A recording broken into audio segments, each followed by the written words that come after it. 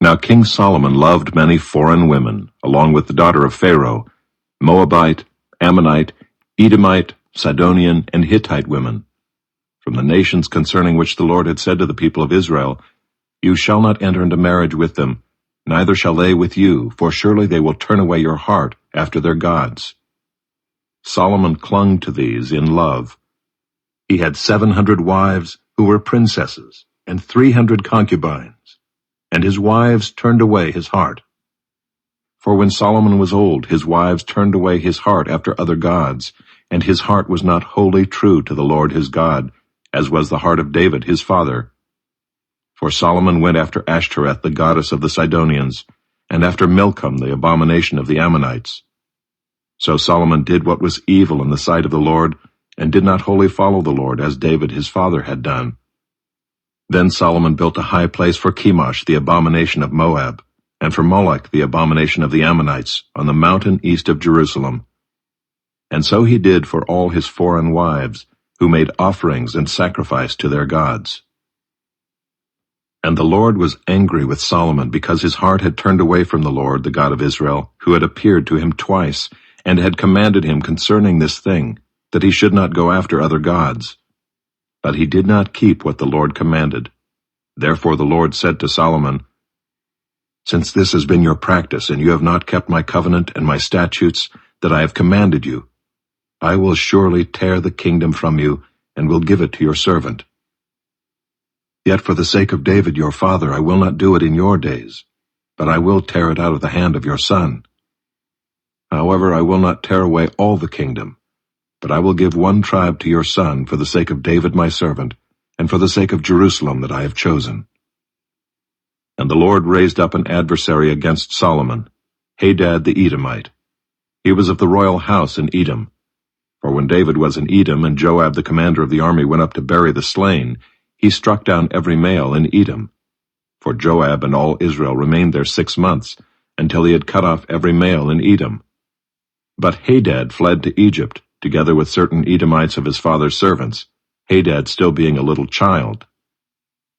They set out from Midian and came to Paran, and took men with them from Paran and came to Egypt, to Pharaoh king of Egypt, who gave him a house and assigned him an allowance of food and gave him land.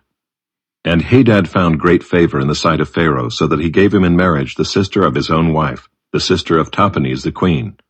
And the sister of Tahpenes bore him Genubath his son, whom Tahpenes weaned in Pharaoh's house. And Genubath was in Pharaoh's house among the sons of Pharaoh. But when Hadad heard in Egypt that David slept with his fathers, and that Joab the commander of the army was dead, Hadad said to Pharaoh, "Let me depart, that I may go to my own country." But Pharaoh said to him, "What have you lacked with me that you are now seeking to go to your own country?" And he said to him, "Only let me depart." God also raised up as an adversary to him Rezin the son of Eliada, who had fled from his master Hadadezer king of Zobah. And he gathered men about him and became leader of a marauding band after the killing by David. And they went to Damascus and lived there and made him king in Damascus. He was an adversary of Israel all the days of Solomon, doing harm as Hadad did. And he loathed Israel and reigned over Syria. Jeroboam the son of Nebat, an Ephraimite of Zeradah, a servant of Solomon, whose mother's name was Zeruiah, a widow, also lifted up his hand against the king. And this was the reason why he lifted up his hand against the king. Solomon built the Millo, and closed up the breach of the city of David his father. The man Jeroboam was very able, and when Solomon saw that the young man was industrious, he gave him charge over all the forced labor of the house of Joseph. And at that time, when Jeroboam went out of Jerusalem, the prophet Ahijah the Shilonite found him on the road. Now Ahijah had dressed himself in a new garment, and the two of them were alone in the open country. Then Ahijah laid hold of the new garment that was on him, and tore it into 12 pieces. And he said to Jeroboam, "Take for yourself 10 pieces, for thus says the Lord, the God of Israel, Behold, I am about to tear the kingdom from the hand of Solomon, and will give you 10 tribes. But he shall have 1 tribe, for the sake of my servant David, and for the sake of Jerusalem, the city that I have chosen out of all the tribes of Israel, because they have forsaken me and worshipped Ashtoreth, the goddess of the Sidonians, Chemosh, the god of Moab, and Milcom, the god of the Ammonites, and they have not walked in my ways, doing what is right in my sight, and keeping my statutes and my rules, as David his father did. Nevertheless, I will not take the whole kingdom out of his hand, but I will make him ruler all the days of his life, for the sake of David my servant, whom I chose, who kept my commandments and my statutes. But I will take the kingdom out of his son's hand, and will give it to you, 10 tribes.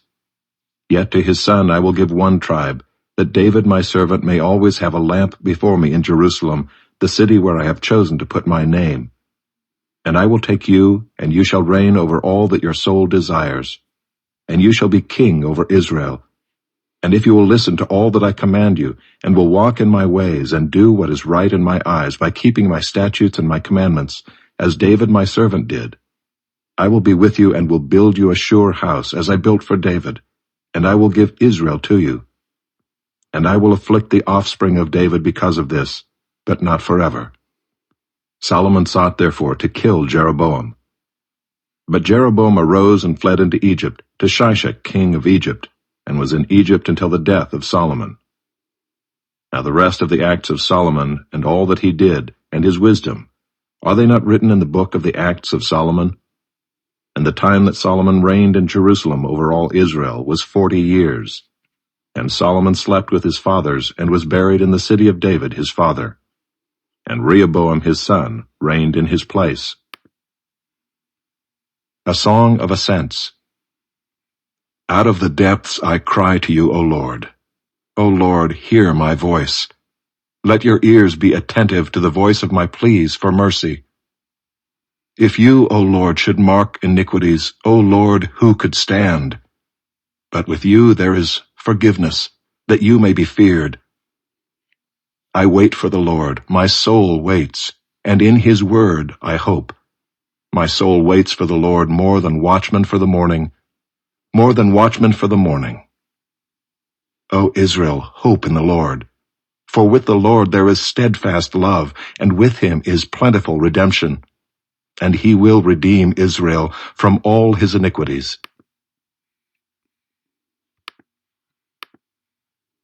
Now even the first covenant had regulations for worship and an earthly place of holiness.